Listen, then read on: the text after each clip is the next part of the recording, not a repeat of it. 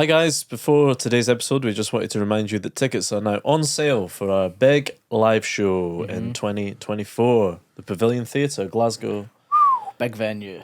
Was it Easter Sunday? Easter Sunday, the March. 31st of March. 31st. It's what Jesus would have wanted. Yeah.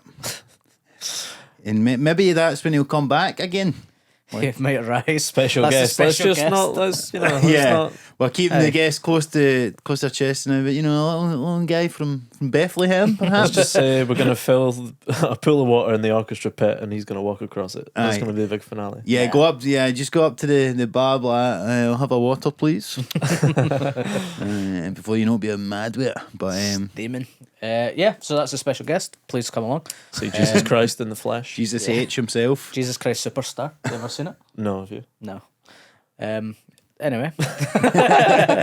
Yeah, please come come to that. along. Please. They're always very fun, the live shows, I'm aren't they, begging boys? you. We don't need to beg. We've sold enough tickets. We're fine. We don't need to beg, but it's going to be a lot of fun, guys. And you can also sign up to our Patreon for as little as £3 a month. You get access to an extra episode every 2 weeks and access to the footage from all the previous live shows that we've done. The 2 in Glasgow, the 2 at the Edinburgh Festival, and the 1 in London. As well.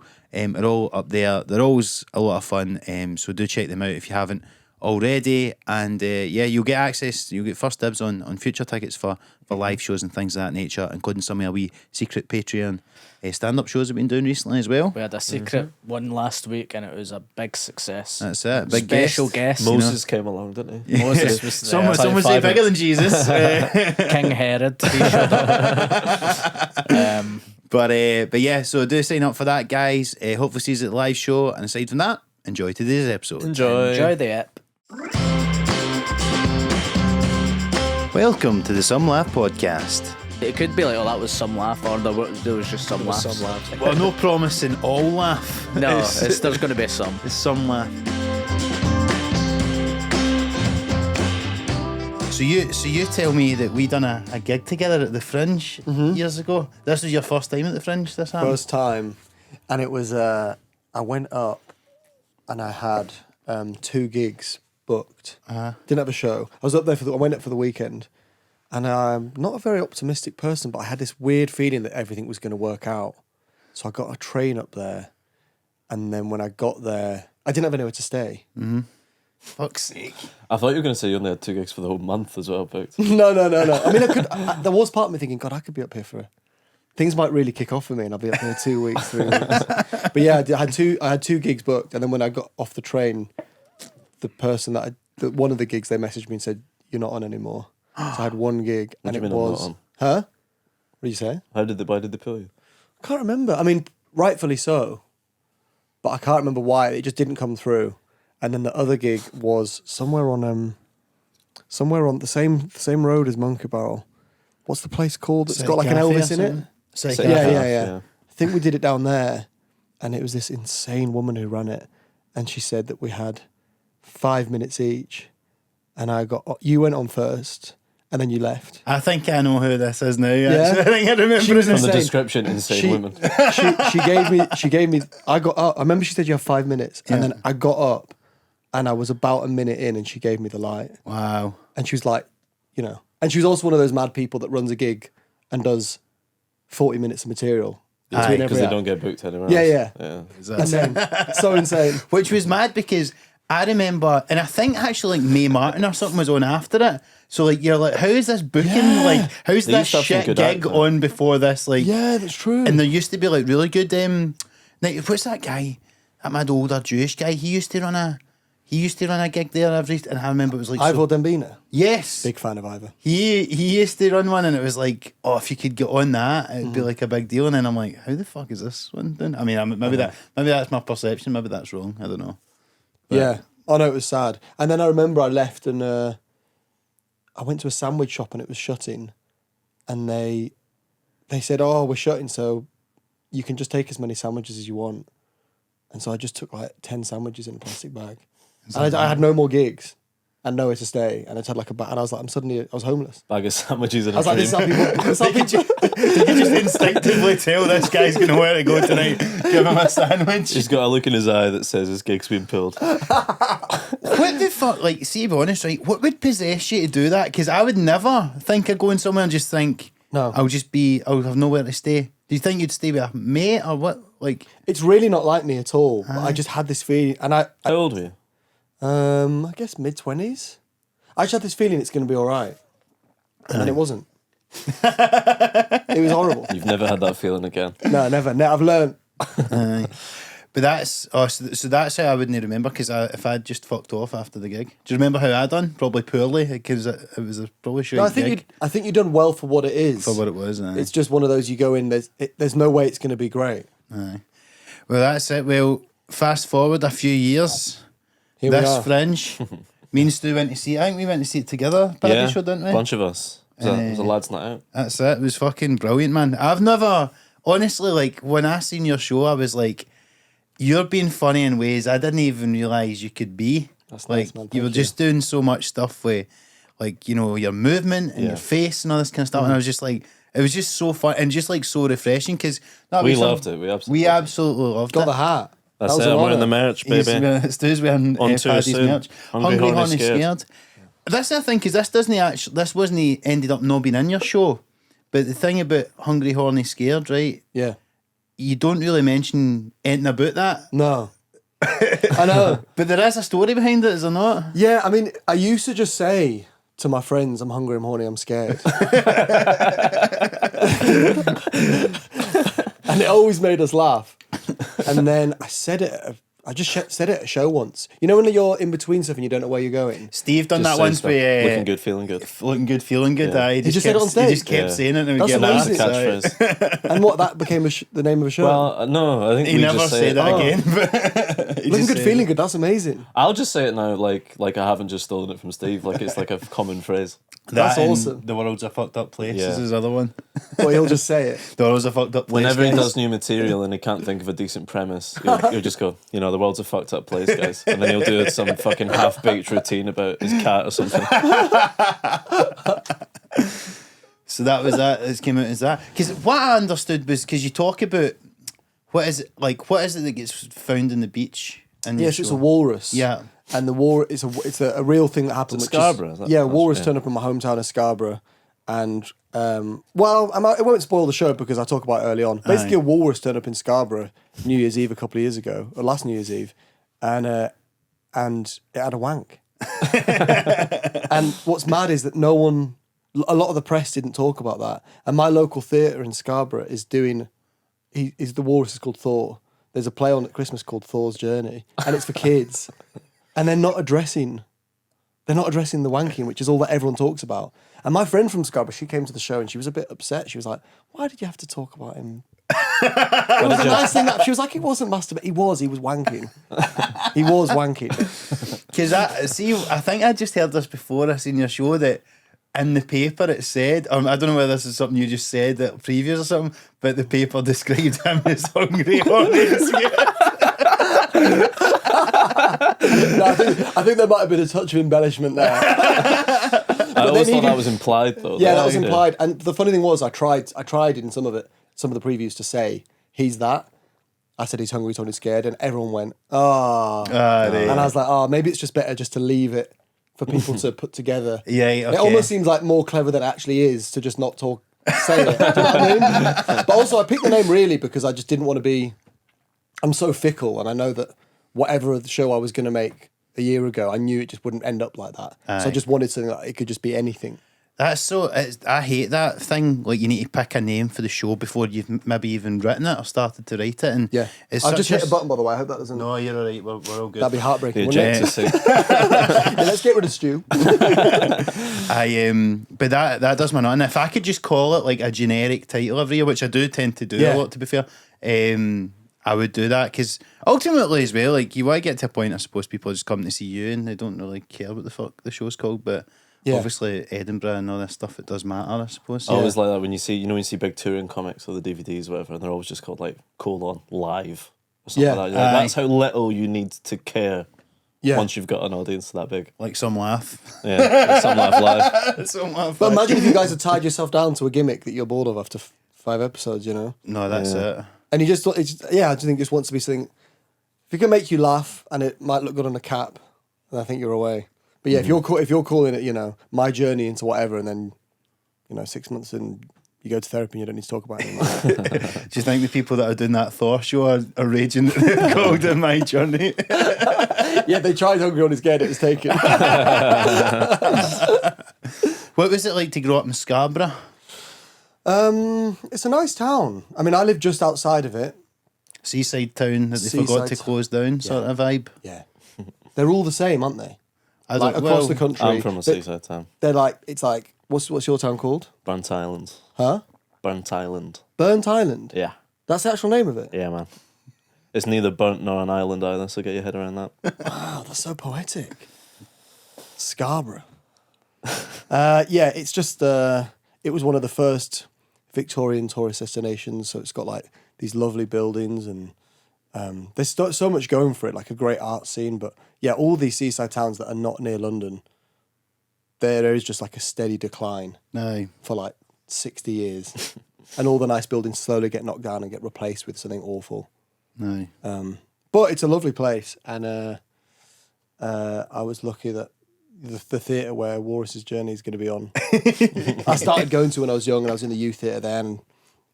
Yeah, I look back on it really fondly. Like I was really lucky to grow up there, but I don't know if I could live there again. I don't know if I could live in a small town again. Do you think you could?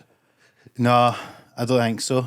And even I'm a wee bit outside of Glasgow, and I always think I just love to be able to just live more central in town for a couple of years and just have that experience. But no, even when I think of like, because you always just think, how would you get back from a night out if you lived like 2 hours away from a nightclub or whatever, or part like, you know, a proper town. So no, Stop I going couldn't do out. it. Couldn't do it. Yeah, no, I like being in the city as well, I gotta say. But then you think you'll never change. You think you'll never be that old person. But of course that will happen to all of us. We will all live in rotten little Brexit towns, and we'll feel like the cities are full of pigs, and we won't ever want to be there again. That will happen to us. I guess that's when people have kids and stuff, they want to move out the city or whatever. Yeah, cowards. So how long have you been in London for then? Like 5 years. Aye. Because to me, like I love London, but I'm only ever there for like maybe 2 weeks at most. Yeah. And then I'm always kind of glad to get back. I think I like Glasgow's like a nice respite as well because it's no as hectic as London, but still a good city. Yeah. But I always feel like it would be quite imposing to live there permanently. I actually think when I used to visit it used to exhaust me. But I think it's because you go there and you just run around from place to place. But when you live there, it is a little bit more chilled. I really like it. But I mean, you are just, you're just getting cunted all the time. And you just learn to accept it. Like when I moved out, I used to just be so heartbroken about I'd never have any money, and I've never earned much money, but I've always tried to save money. Aye. And then I was just heartbroken I couldn't. And then it's weird. There's just a point where I think it's just Stockholm syndrome. I've just accepted now. You get used to it. You just get used to it, and it is great, but it is awful. Anytime anyone has got any criticism about it, I completely agree with them. Aye. But it's also. You still want to be there. Yeah, it's good. It's good. And also, I just think, do you ever do this thing? Like, I'll be in the centre of London and I'll see like, there'll be like, right in the centre, and I'll see like 2 stories above a shop, I'll see a window with a light on. I think, imagine if I just inherited that flat. Do you know what I mean? I think That's the only way you could ever imagine actually fucking owning it, to be fair. something will just happen where I might just live somewhere like that. And I'll just have these mad thoughts, and I think maybe it'll just happen. It'll just happen. Yeah. I think it's something Got to to be. you back in your shitty Brexit town. I think it's something to be said for that though, just visualization and putting yourself in the right place. I've just been watching the Arnie documentary last night actually. Oh, yeah. And You've he's been just fucking radicalised by Arnie Aye, he's just overnight. like, no, to be fair, I've always quite liked his like they used to got these mad speeches he has, like motivational speeches on YouTube now with the fucking music under it and shit. Yeah, I've seen them. And he's like They're on my algorithm. Don't worry about that. and then he's like proper, he just moves to fucking, you know, America and all this shit, and then the next thing he's in Gold's Gym, and you know, I think there's a lot to be said for putting yourself in the right place where things can potentially happen, and then you never know, because we all get lucky opportunities, but sometimes you need to just put yourself in that right place. Yeah. And you know, there's not going to be as many gigs in Scarborough, I would imagine. I don't think so, no. That was, I think, because I remember when I spoke to you at the Fringe, and you were saying about doing theatre stuff when you grew up, and suddenly I was like, that makes sense as to why you're such a good performer, because I'm always jealous of people who've had some sort of performance background, because I just went in it after, like, I'd never really been on stage ever, and just started doing stand-up, because I was like, I suppose maybe I was more comfortable as a writer, and then any performance stuff I picked up's really just been through stand-up, and then I see you and I'm like, ah, fuck, I don't even think about how I'm using But you know what? my face or something. It's the other way around though, because I started and I was like, I just had no jokes. And I still sometimes wonder in the If last you have year. any? Yeah. I just think, like the faces have got, the jokes have stayed the same, the faces have got better. You know what I mean? I'll do a joke 5 times, it doesn't work. And then I'll go the 6th time, I'll do it, and then I'll go. And then it works. And That thing, you have that kills invented me, a that. new thing. Yeah. That is a new, amazing... Shite for podcasts. Yeah, But it's great for sorry stand-up. for any audio listeners. Go and watch Yeah. the YouTube version. I've been and see the killing face this. Paddy just done, because that is like, that is an iconic face, I would say. People can do impressions of you, which I think is a good sign. Yeah. Yeah, I think, it is, it's just faces. Horatio gets really annoyed with me. Horatio Gould, great comic in London. He's been on here. Has he been on it? Aye. Pig. he complains because I'll say something that he would get told off for, but I'll do a little dance afterwards. And then like all the what he would call woke comedians come and they'll like it and they'll be like, you said something awful, Aye. but you do a little thingy. What? There's a few... It's cheeky. Yeah, it's cheeky. There's so They much can't to be, mean it. There's so much to be said for that though, because obviously like that pure cliche thing, obviously like 90% of communication is non-verbal and that shit. But like even sometimes, see if you did a wee joke, I've had a few jokes in my last show, and they're a wee bit like on the edge. But see if I just done a wee smile. Yeah. After, honestly, like the It goes a long importance, way, the doesn't it? importance of smiling, and just that is so Without a important. doubt. And it's why I think when you start, the shit gigs are so hard because you can't have... The act doesn't work if it's just bad. If it's a bad room. So I like the game of being like, pretending this is all going badly, but really we're all having a good time. Aye. You can't do that at an open mic. No, It's not just when bad. it's just bad. No, when it's just bad. So for so long I was like, this is nothing. And then, yeah, it's funny. But then I always look at comics that can write really good, that just constantly, every time I see them, we've got a new bit and I just can't believe it. Aye. It takes me 4 months to have 2 minutes. You've got to use what you've got, don't you? Have to. Did you start stand up in London then? No, I started in Manchester. Aye. And then was doing the open mic stuff there, and then like a little bit of paid gigs, but not really. And then I moved to London, and it was just like terrible. Aye, because it's like you're just playing to other comics and all this sort of shit. Yeah, and just like begging for the worst spots in the world. Like you'll get booked for something 4 months in advance. You'll get there, and there's no one there. A lot of my mates talk about that time as like a really happy period. I was so unhappy. Yeah. But were you a bit better than folk because you came from Manchester where you were doing real gigs? I don't know, because that's the weird thing about these things is you do these gigs that you're like, I'm surely better than this, and then you don't do any better than anyone there. Aye, because it's impossible You to fit do in there. well. Am I just one of those mad cunts that... Huh? You just think, am I one of those mad... Yeah, deluded you are, cunts? and you for a while you are. You're like, I am no different from them. Yeah. Because I'm doing the same things. Did you both? Where did you start? Glasgow, basically, aye. You were kind of... Just Scotland all over, Edinburgh, Local heroes. yeah. It's like, I always think it's good to start in a, like, because I always thought whenever I'd go to London and, like, people would go, I'd be doing, like, Angel or something, not even the Bill Murray, but, like, the Camden Head, and there was a guy that I'd gigged with earlier in the week, and he's like, this is, like, the first time I've gigged a real audience in, like, 2 months. Yeah. Big gigs every night. Yeah. And you're like, fucking mental, isn't how it? the fuck, It's insane. you know, I so was speaking to Jin Howe last night, your bitter rival from the BBC New Comedy Award. Getting him on the pod, are you?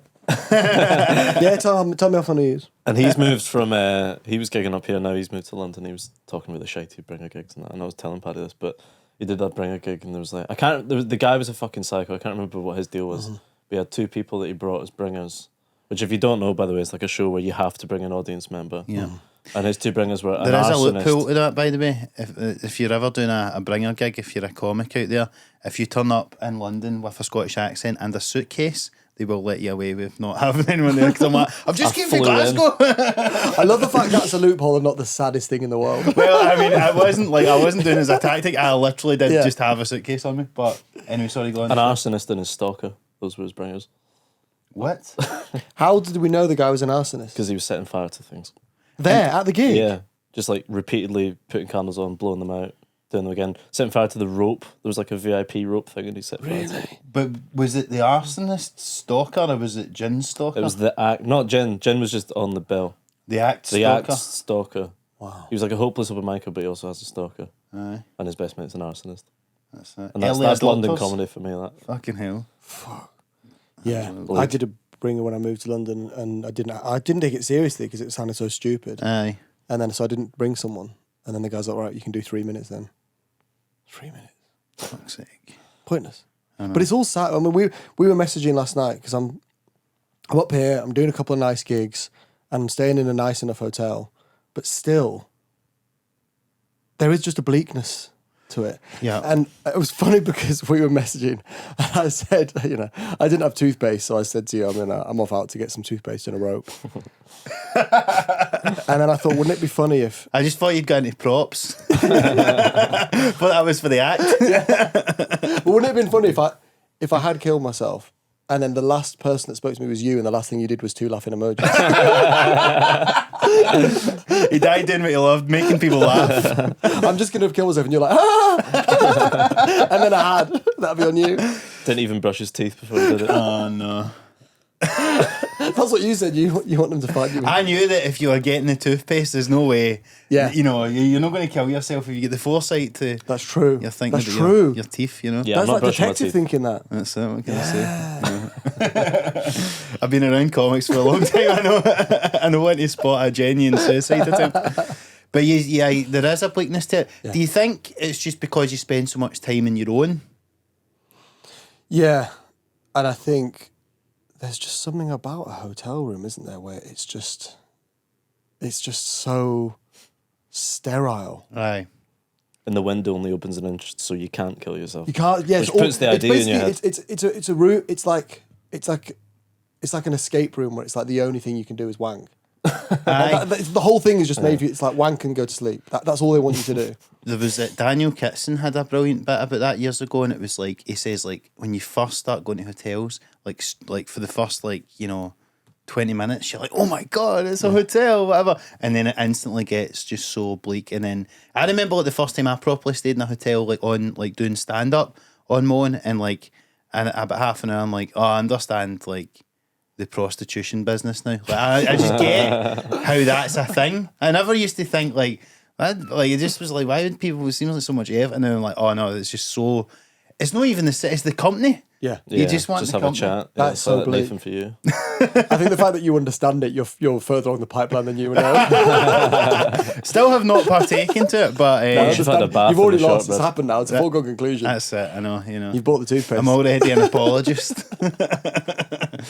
But no, man, no, it's true. Well, I was just in Newcastle for the weekend there, but thankfully I was kind of busy with gigs. But sometimes it just gets a lot. I mean, I was actually just away on holiday on my own, which I had never really done before. So I went to Gran Canaria. Nice. And which was lovely weather and stuff, but I went to the too quiet part of it. So I thought, I'll chill during the day, get a bit of peace and quiet. I'll go out at night, and there'll be something with some activities. There'll be some place where there's people and liveliness and a bit of something. Fuck all. Just a bunch of old cunts in half-empty pubs. I mean, it's out of season and a quiet bit of a quiet place. So I basically felt like I was just wandering about. It felt like, you know how when you're in a town doing stand-up, I was wandering about, but I didn't have any gigs. So I was just That's a there for nightmare. no Trying to get a reason. preview in Gran Canaria. It's like one of these Roy Chubby Brown tributes. I'm like, can I open for you, mate? Prostitute as your bringer. No, but fucking, so it was weird, and I was just like, I was like, God, this is just what my life is like anyway. So I just gave myself more of the same of just being away in a hotel on my it felt horrible. so much just like being away doing stand up that I was like, yeah. No, that's horrible. And I've been there before. I've travelled on my own before. Aye. Once you have an inkling of feeling of sadness and loneliness, that's all it It's is. over. Because you go to a bar and you think, I could go and talk to them, and then you just imagine how sad that is. Yeah. And you can't bring yourself to do it. And you don't Did you talk to anyone at bars? I got talking to a few people. Mainly, they would come and talk to me or whatever. But Well, it was that's like it was all right actually. Like You can't have had stinky vibes. I had like 2 or 3 of the most like unhinged conversations I've ever had. There was a mad Swedish guy, and he was like, he got talking to me, and I didn't tell him. I just made up like, I'm a video editor or something, which is, to be fair, true if you've ever seen any of the fucking clips of this podcast. But and then he was one of those like sort of red pilled like, you know, motivate. So he's like Awesome. trying to go like, He's armying he's proper arming me. Well, there's He's no like, music underneath it, so you don't know what to feel. he's like, I've found my purpose in life and blah blah blah, and he'd made all this money, and he's like, no, but seriously, what do you want to do? What do you? And so I'm like, I can't make up this whole fucking story about. So I had to just go right. I'm a comedian, blah blah blah, and then I had to tell him the whole thing, and then Christ.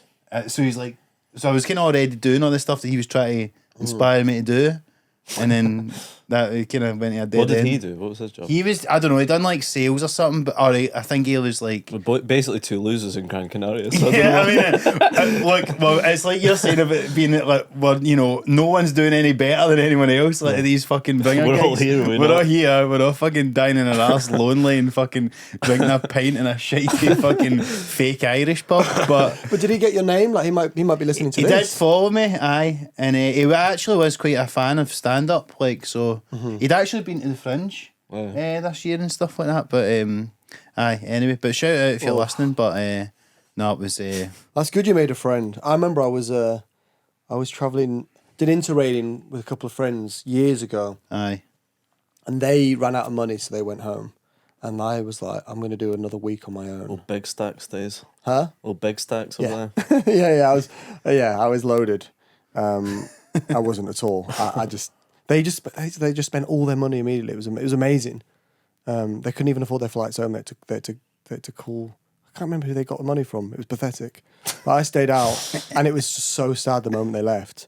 And I went to Slovenia, and it was my birthday, and I was in the hostel, and it just, I don't know why I picked that city, but it just where I was, it wasn't like, you know, a lot of these hostels are like party hostels. Yeah. It was just like basically empty.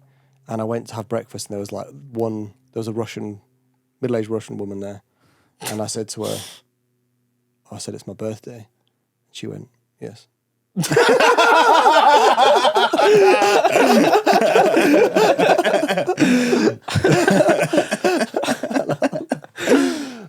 Then we all went caving because there was nothing to do, and then the hostel and we all went looking at caves, you know. Caving? I didn't even know But that was like but not even actually, like, you know, we just went to look at caves. Went for we got on a bus and we like went from cave to cave with me, this Russian woman, a couple of other people. This is a cave. So sad. Yes. Huh? You're going, it's a cave. She goes, yes. Yeah, you see, yeah. Yes. You see one cave, you've seen them all. But I remember people calling me, you know, so you don't, for saying happy birthday. And I remember just saying to everyone, I'm really sad. But they would all be like, oh, you're on holiday.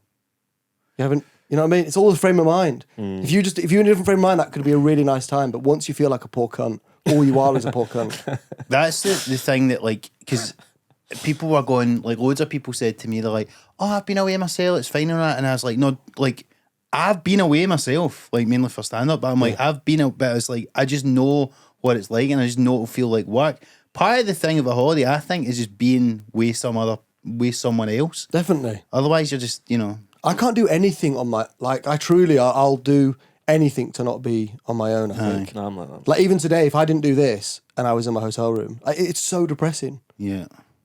And how do you deal with that then, the bleakness of the life of a stand-up, Paddy? I don't know. We should say, by the way, On I'm tour very... soon. Huh? On tour soon. On tour, it's going to be really fun. When's your birthday? Is it following any of the dates? Yeah. Any prostitutes, any red pill guys, come along, please. Back in Slovenia.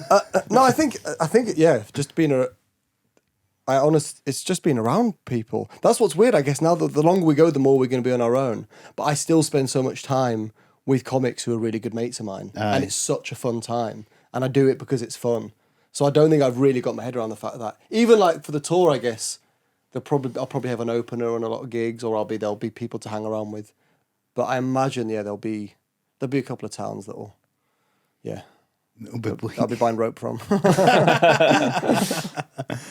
I remember doing like first time I ever done a solo show at Monkey Barrel. And what they do is there's a 7 and a 9 p.m. show at Monkey Barrel, and then there's an 8 p.m. one for solo shows across the road. But I remember I was just doing that, and there was like a weekend gig on with like a whole lineup, and like I'm just sitting backstage myself in Monkey Barrel going, I wonder what's happening over the road, you know, like pop in and like proper going, like, even though it's like, you know, you make more money just doing that one yourself than you do the fucking doing like the 4 of the weekend. But I was just like, yeah, you just miss the camaraderie of it all, you know. Because you do see that big touring acts, whatever, will pop into local comedy clubs and hang out. And Aye. Yeah. that could be sad on paper, but I get that. 100%. You've got to go to where your people are, basically. Yeah. It's just I think that's the amazing thing about comedy is it only takes a 2-minute conversation with any comic to realise they are the poorest cunt in the world. It never ceases to amaze me who's a poor cunt. You know what I mean? You'll get a chance to gig with someone that you really look up to. Or do you mean just like their life is sad? Yeah. Aye. I've looked up to you for 20 years and I feel sorry for you after 5 minutes. Yeah, exactly. No, you're right about that. Sometimes it'll be wall-to-wall sadness, or sometimes you'll be chatting and there'll just be a glint, and you'll be like, oh. Something at home, something not right. Poor cunt. We go into bleakness. On the train, Paddy referred to a venue at the Fringe as the Charge of the Poor Cunts Brigade, which I really enjoyed. Oh yeah, there's plenty of those. It was a venue he had performed in, to be fair. By the way, speaking of the train, do you want to talk about what happened?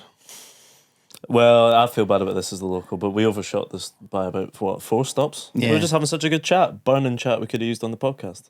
Yeah. So what listeners won't know about this is, so in the last episode that we had where CMB and Mike Rice were on, they done the exact same fucking thing, right? Now, I can sort of forgive Chris because it's CMB, and that's just, I assume, how he lives his entire life. Yeah. Mike, obviously, like Paddy today, is a visitor to these to this realm. Yeah, I don't have an Stuart, you've got less of an excuse given that this is your regular journey. Overshot it by about 15 minutes as well. It was a good... It wasn't close. No, it wasn't even. We didn't go, oh, fuck. No, it took 3 or 4 stops for us to Was realise. there actually a few more stops after? There must have been. Must have been. Yeah. Well, I mean, we were in the middle of nowhere. We were by Yeah. it was beautiful. Yous were down Paddy in, like, started Dumbarton. talking about the beautiful countryside, and I thought, no, something's gone wrong here. But also, I think I should have maybe took more of an initiative because when you got on the train, you couldn't have looked more hungover. So I Yeah, thought, and I'm not even hungover. I'm just you're tired. not. Nah. This is just. I had 3 It's gigs just last night. personality. I was in I'm bed talking when you about the texted glimmer. me. The glint. Yeah. Oh, you must have had a rough one. No, I'm actually in a really good mood today. I've been working out. Well, how did you find the Fringe? Because obviously you got nominated for Best Newcomer. Yeah. That must have been a bit of a buzz. It was really nice. I had a good time. I think for me, it's just like I've always gone up and been, talk about Charge of the Poor Cunt Brigade. Me and Tiernan went up and did a split when we first started. Dan Aye. Tiernan, great comic, Very good funny pal of ours. So my memory of the Fringe is always just loving seeing all the stuff, but finding it impossible to get more than 10 people to come and watch it. And then when they do come and watch it, just not being very good. Mm-hmm. So this year was just great because people were coming. There was people working on the show that did like lots of the stuff that I'm rubbish at. So I had a really good time. I mean, it is I think no matter how well a run goes, I still think it's probably really bad for you, isn't it? Because you're always looking at what other I just people think are it's doing. bad for you. I always just think, whether it's going well or badly, I think this can't be good for your integrity, yourself as a person. It's all poison, isn't it? What to do at home Just, month. just what we're doing is poison. The whole thing. It's evil. It's wicked. It's not right, is it? It's selfish. It's childlike. So even when things go well and people say nice things to you, you just think, with every time someone says that, you think I'm going to become more and more of a bad person. At being a useless cunt. Yeah, exactly. More entitled. I don't know, man. I think there's something to be said for, giving people a wee bit of joy in their lives. It's not just us that have this bleakness, and if you can give people a bit of a respite for that, Paddy, as you will do. Yeah. I'm a frontline worker.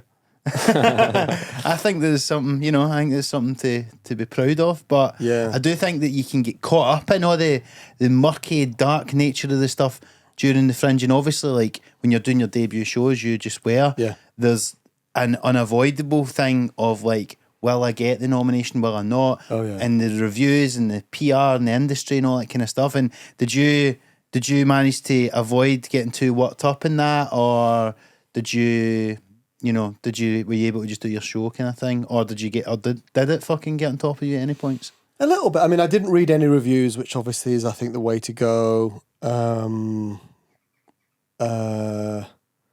no, like it is. It's weird because it's really hard and tiring, but also you do an hour of work a day and then you eat out 3 times in a day. No. And spend the rest of your time with your mates or seeing. So it's weird that everyone talks about how hard it is, but it also is like a holiday. Aye. It's hard, but also it couldn't be better. It's the time of your life. Yeah. It's confusing. It's confusing. And also it's not like you're having a hard time and you're like, imagine if you work in an awful office job and you're having a bad time and you can't just spend the whole time saying how bad it is because that would be bad. But as stand-ups, we're allowed to all the time. I mean, look at us. We're doing a comedy podcast right now and all I'm doing is going, in it hard.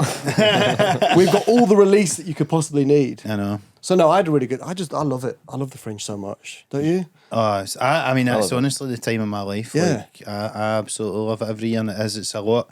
You're just constantly busy, but it's brilliant. And as you say, you're around all your mates and stuff. And I think, to go back to what we were saying earlier on about obviously spend so much time on your own and the hotel rooms and stuff like that if you're on the road or whatever. But the Fringe is the one time, it's the closest we get to having colleagues just there all the time. Yeah. And then you're just out with your mates, every night. And just Going in it's this tough. In this so hard. I have my 4th pint and some ramen. Oh yeah. My throat's fucked. I know it's for that 1 hour a day, but no, it's for the fucking. It's for drinking till 5 a.m. every night. Yeah, I'm so guilty of that. I know this show's really fast. I've got to stop shouting in the show. I say at 5 a.m.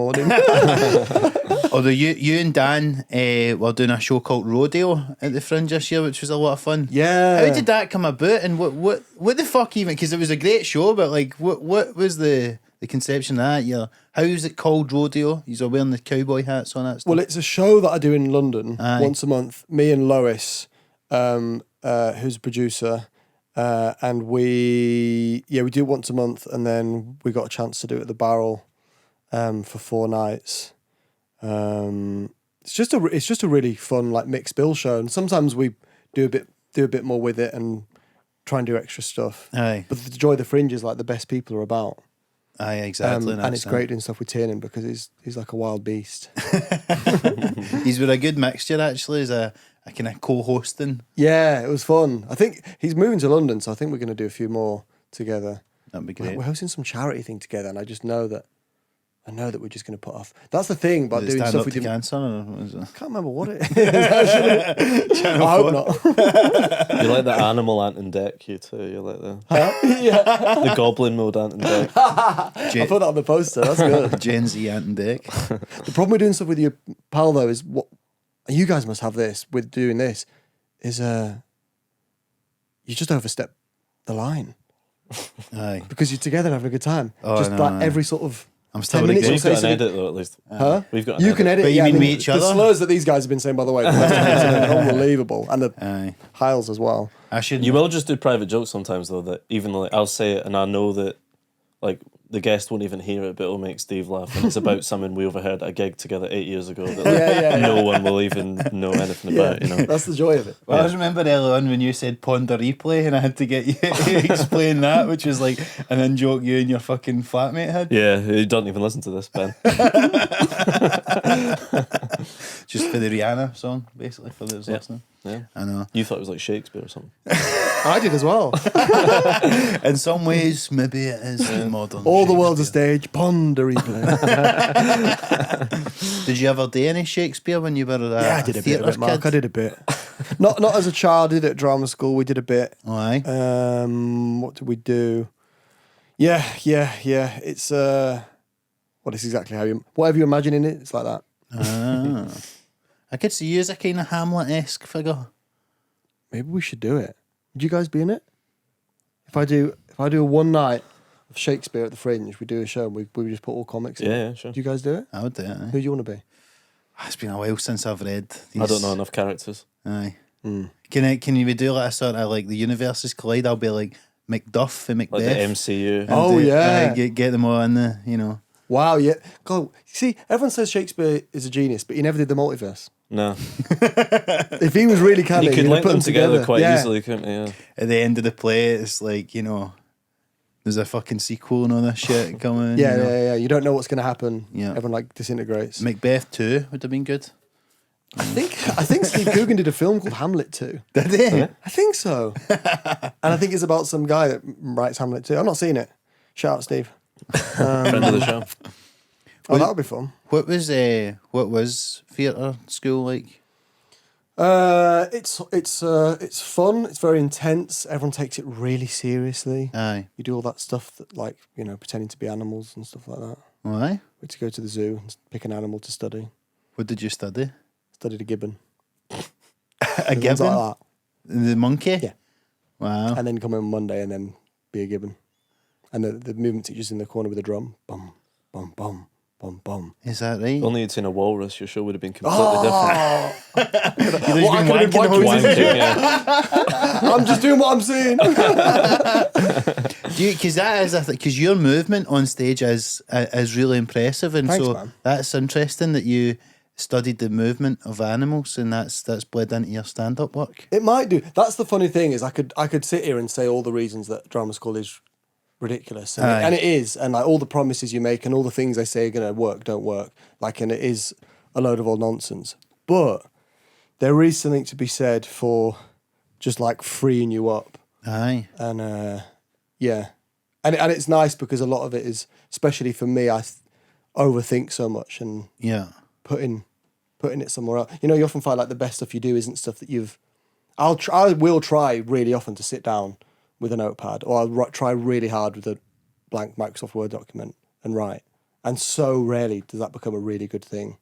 Whereas it's often something that's come out of somewhere else, or it's just been intuited. Yeah. And you left a lot of space in your show for that kind of like intuitive stuff and a bit of improv and crowd work. He you know? was That's worried a very about that's a very underrunning. kind way of saying I didn't have enough time. Yeah, I thought I'd leave enough space. I thought, look, I'll do 45 minutes of material and then and then ask people questions, which is so funny to do that. But it doesn't. But that's not how it came across No, at no, all. And but- it was actually like that was the way you brought it in was so great when you brought in the crowd and like just to be like, you know, you'd bring it back and stuff like that. It was great. Thanks, man. No, I really enjoyed. You get to do it. You get to do everything. You get to do. Get to put all the things you can do into a show. Aye. I'm heartbroken I didn't see your show. Saw your show too. Very, very funny. Thank you. Very good. Very shaggable. Thank you. That's what I aim for. Because before I saw that show, I was like, oh, I don't know if I can talk about dating in an interesting way. And then you had so many bits that I was like, oh fuck. Isn't it funny that you just think, yeah, I couldn't possibly do that? The amount of times After you seeing think, your show, I was like, I need to move more. And then you do like an ad lib, and then I find myself moving like, I've just stolen one of Paddy's moves there. I need to not do that again. Yeah. I know, influential. Not bad. For years, I didn't really talk about dating because I just like I think I tried it really early on, and I just didn't have the skills to quite, you know how I was coming across and that sort of stuff. But it takes a while to get comfortable to do maybe certain things. But no, Stuart's certainly a good example of doing it in a. God, yeah. Paddy, equally shaggable, I would say, to be fair. What do you think? I was thinking, by the way, my next show, I was thinking shagging with gas. You like that? No, we're shagging my gas. The problem boys. is, it sounds funny when you say it, but if you write it out, Do you think sterile. people aren't going to be wearing that on a hat, probably, are they? I don't think so. That's the worry, isn't it? Yeah, a lot of people like have it, bought it's your good. hats, man. Like I've been All seeing over people. Edinburgh. Someone showed me a picture with their kid wearing it. 3-year-old kid. I don't think they should have That's that. inappropriate. No, I didn't make kid sizes for a reason. I was saying this to Paddy, I wasn't wearing it on the train. I feel awkward wearing this outside of the Edinburgh Fringe. Having a hat with horny on it Yeah. it feels, I don't know, aggressive or something. No. Aye. Feels like it's a kind of, advertisement for your fucking dating profiles or something. It looks like I've putting made that you're this hat. scared. Putting that you're scared on it is so. That funny. would be a good dating profile. Have you ever had that as your dating profile? Hungry, horny, scared, and just that's it. That's insane.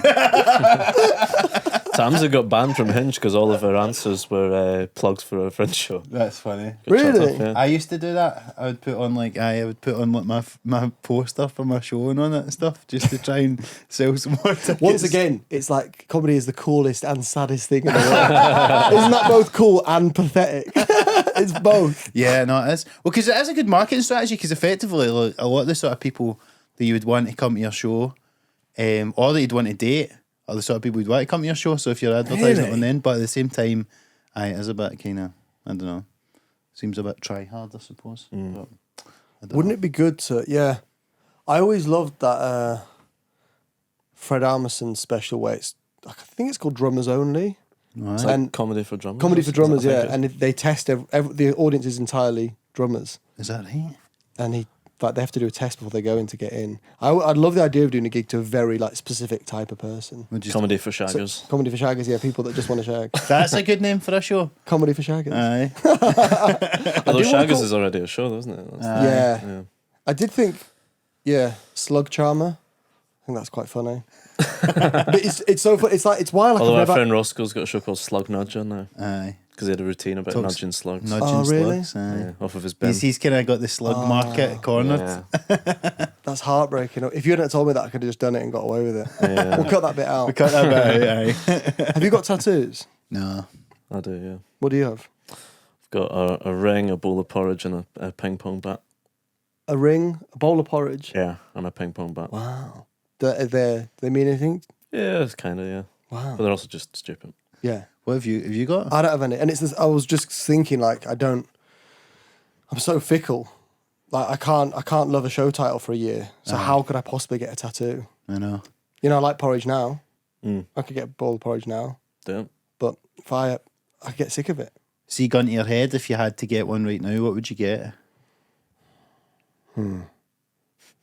Because this is a really cliched one, but see if if somebody told me I had to get one right now, I'd be like, just give me the yin yang symbol. No, I'll go you for that. wouldn't. No, you can't do that. Why? What's so bad with that? I like That the Swedish idea guy of on yin and holiday yang. told him to get Aye, it. the Swedish guy's like, look, the world, World's a everything fucked up needs a place, man. balance. Well, do you know what? I did go into your bathroom and it said relax. So I thought, yeah, that's. You may as well Do you get think that's like live, laugh, love? Yeah. Is that? But here's right. The reason is because I read this book and it I'm was stress all, brushing my teeth. it was all about Eastern philosophy, right? And it said that for centuries they would go through. It was all about being, and then it was about doing, and then it's like there's no one answer. And I think everything's like that. Stand up, it's performance, but it's writing. You know, like or it's it's the audience, but it's you, and anything in life really is like that. Day and night, all the shit. So I like the idea of remembering. It's not that, but obviously I won't ever get that tattooed. But No, if you someone can't was even like, get a yin decide now, I'd be like, just give me that. No. Where would you get it? On my face. On your heart. Imagine you never addressed or anything. You just do a new special at the Kings, don't even talk about it. It's like, has he got a fucking yin yang on his head? Look, guys, people, a guy held me at gunpoint and he said, the only way to let me go. It's blackface, but it's also whiteface. It's the balance. What? So do you think you would have fun? Can't be as bad as that, surely. I think it would just have to be something that's funny. Aye. I don't think I could get something that's like serious. Hungry, horny, Ed's scared. did you draw Ed's one? Yeah, I do stupid drawings. And Ed Knight came. He was at my house and he just flicked through some drawings I did, and he just took a picture of it and he said I might get that as a tattoo.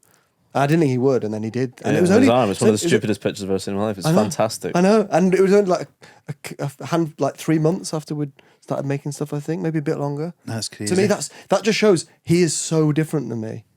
See, it would take me years of agonising, and I even thought this is how pathetic I am. I even thought if I was to get a tattoo, you can get tattoos that last for like a year. Really? I even think I'd get that first, and then just see how I felt. God, that's commitment issues all over. I'm half Paddy, measures. by the I'm way. half measures.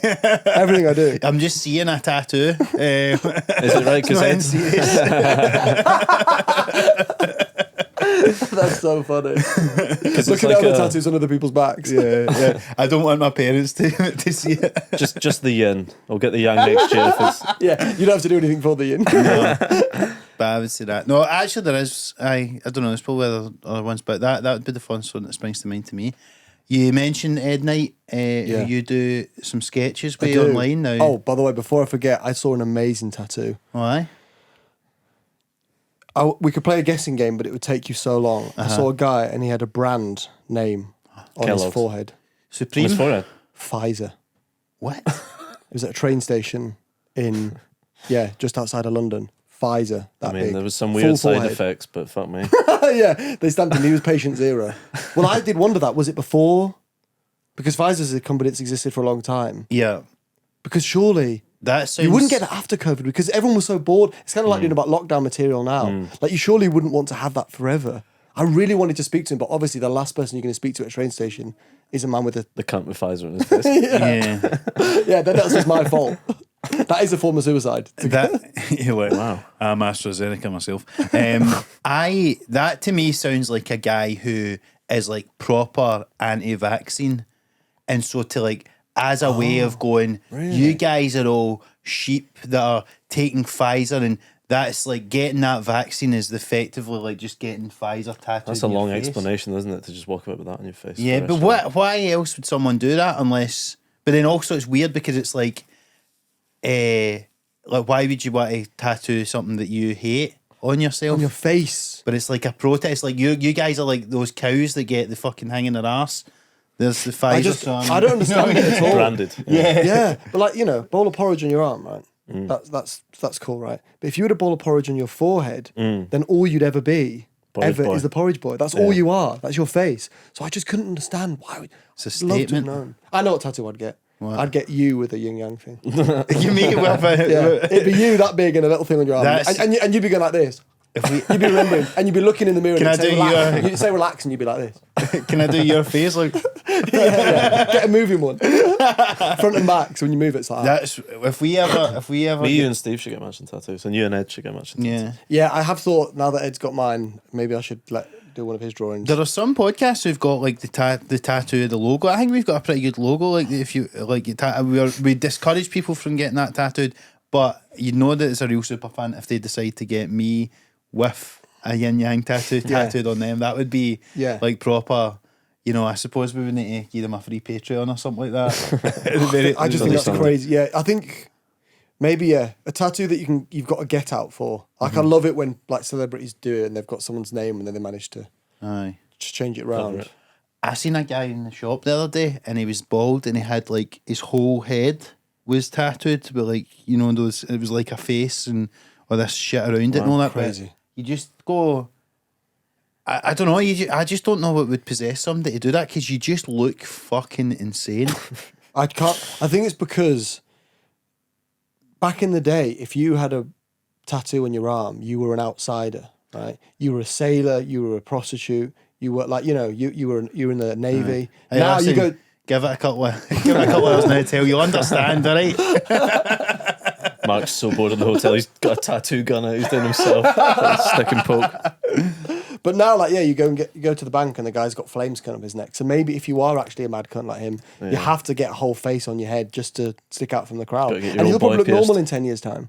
Yeah, well, maybe. What I thought you were going to say is, and this is mad, have you seen a lot of bald people can get a... get the dots like you've got they hairs. get a tattoo in every follicle. Yeah. Oh, really? So it looks like stubble, but then you get close and you can sort of see it's bluish. Because it's a drawing. Because people do that with their eyebrows. Some people get their eyebrows tattooed these days as well. But I was actually wondering when I seen that guy, is it just like an overreaction to go, like he's overcompensating for being insecure about being bald? He's like, I can't just have a bald head, I've got to cover it with something. So I'll just get this like, mad pattern drawn on. Actually, that would have been perfect for the yin yang because it would have been the perfect. You could have had a fringe. And a little mole on the back of his head. Little beauty spot.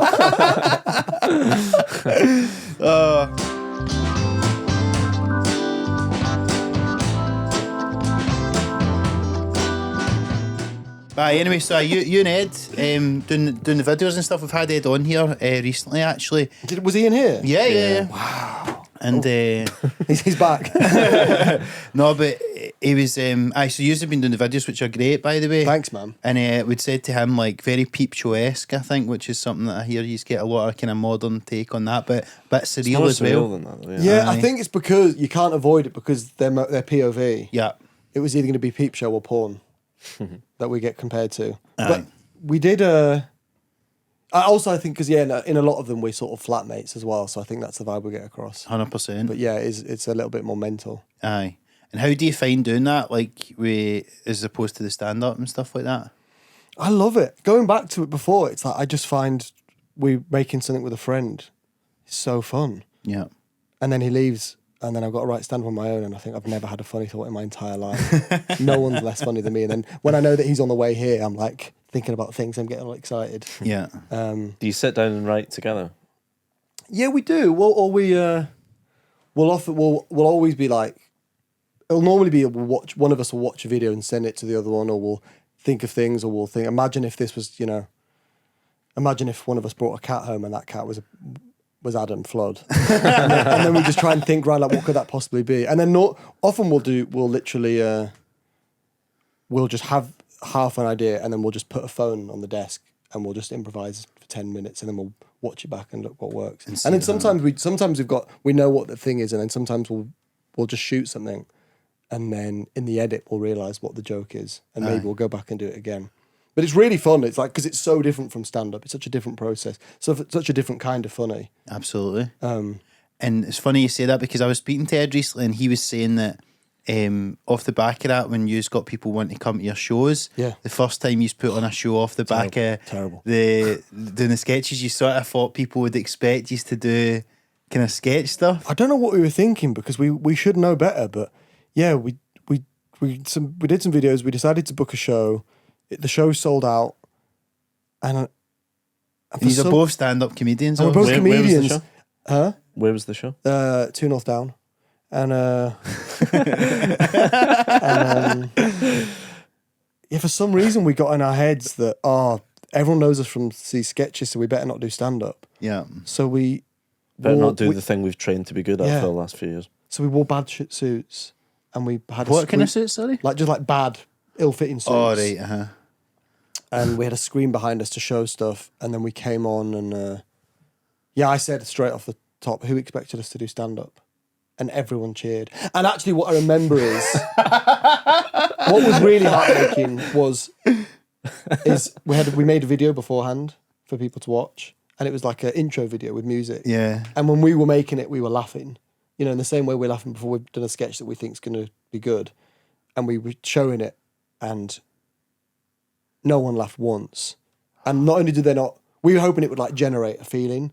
Yeah. If at least not laughter, then a sort of buzz of excitement. Yeah. But everyone was like, still. We came up, and the cheering stopped before we got onto the stage, and then it was one of those things that I think if we knew what the game was, and if everyone did, and there was like a buoyancy to it, it would have been a really fun gig. Yeah. But I think the first 3 things I said got nothing, and then all of a sudden you realise, oh, we've got nothing here. Yeah. You know what I mean? You can have nothing.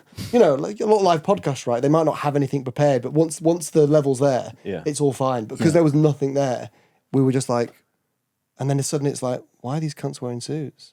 Are they just going to show us videos they've seen?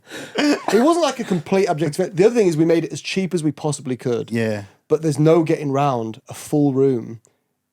It just feels like there's going to be a show. Yeah. There's expectation. Yeah, you can tell people, it's whatever, but no matter, people immediately forget that they've paid less than a pint of lager to see you, and they're like, where's the show? That's what I always struggle with about doing certain previews in certain places. Because there's enough people, it just feels like, I want to see a show. There's always an expectation that even if it's billed as a work in progress or whatever, it's like if it's a full room and it's, anywhere close to like a decent amount of people, it's like there's an expectation of like, you need to bring it. It feels that way. Yeah. So what did you do for the rest of the show? So were you just doing a mixture of sketches and then the video ones, or what happened? Paddy's got his head in his hands. We were just chatting about stuff. It was like Yeah. I just remember everyone's face just being like, huh. I mean, it's good that the venue can only fit 70 people, because we probably had 70 less followers. You lost fans. That's a big thing. No, I don't think it was terrible. But that is the mad thing, isn't it? Is that we should be experimenting, but it is really funny that when you do an experiment and it fails, you're still crestfallen. Absolutely. Yeah. Was there ever like a kind of whisper in each other's, like, should we just do 15 each? No, and I think that's the other thing, is you've kind of broken the contract to stand up. Like, have you ever done a live pod where you've done chatting and then you've done a set? No, but that wouldn't work, would it? It wouldn't work. It's a fake conversation. Exactly. And if you've had a real one, you're fucked, aren't you? Yeah. Aye. You need to do stand up first, if anything. You need to do stand up first. You can't. Yeah, stand up is like a 2D thing where you're not being real, and so you have to just buy into all the stuff. We couldn't sit here and actually talk about our lives, and then you come on and talk about it, and it just wouldn't work. No. Yeah, you're right. It's fucked. No. But thanks for the reminder. No, it was just funny because like I did relate to that though, because I remember when I'd first put out stuff online, and it was like I'd done a video about a call centre, and then even more so when I'd done this video and it was all about Scottish phrases, right? And then so like that's like What, that was stand up?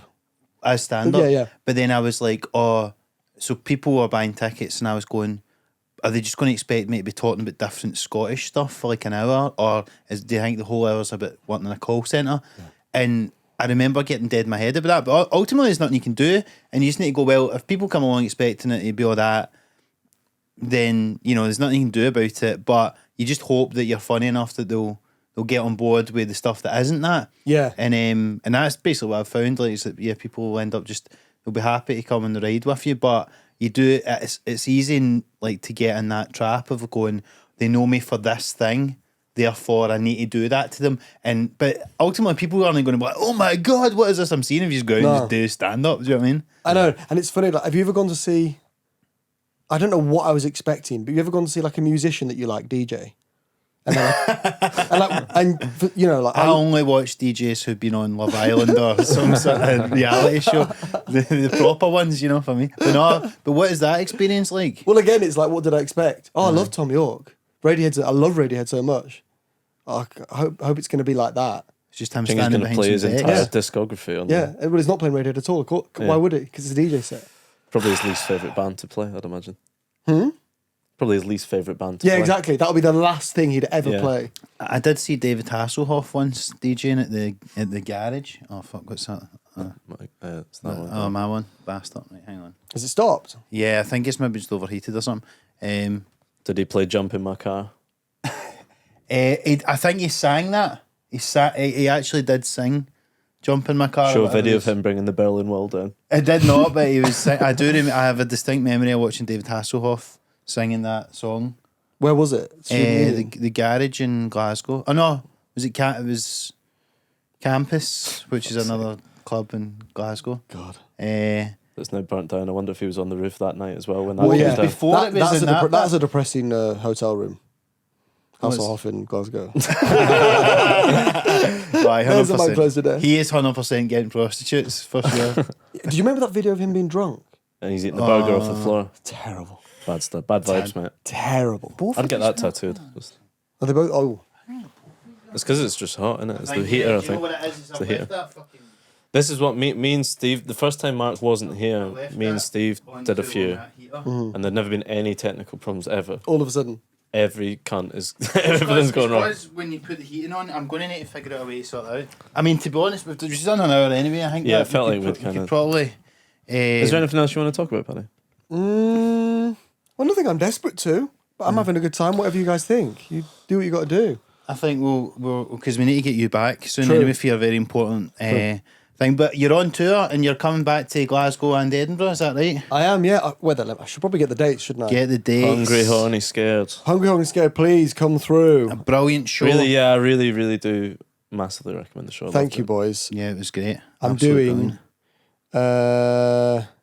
Edinburgh, February 17th, and Glasgow, March 22nd. But it's all on my Instagram. Please come through. It'll be fun. Do check it out. Where can people find you online, Paddy? Yeah, mainly Instagram, at Paddy is Young, Yeah. and then all the other ones, but they're wrong, aren't they? Watch Yeah. watch the sketches with you and Ed. They're great. Ed, you've They're got called Ed and Paddy, is that it? Ed and On- Paddy on Yeah, he TikTok. runs a TikTok. I don't have the app anymore. Right. Kills me. Yeah, I don't I'm really. scared of it. Yeah, I'm not gonna kills. watch It just stuff on. destroys my life.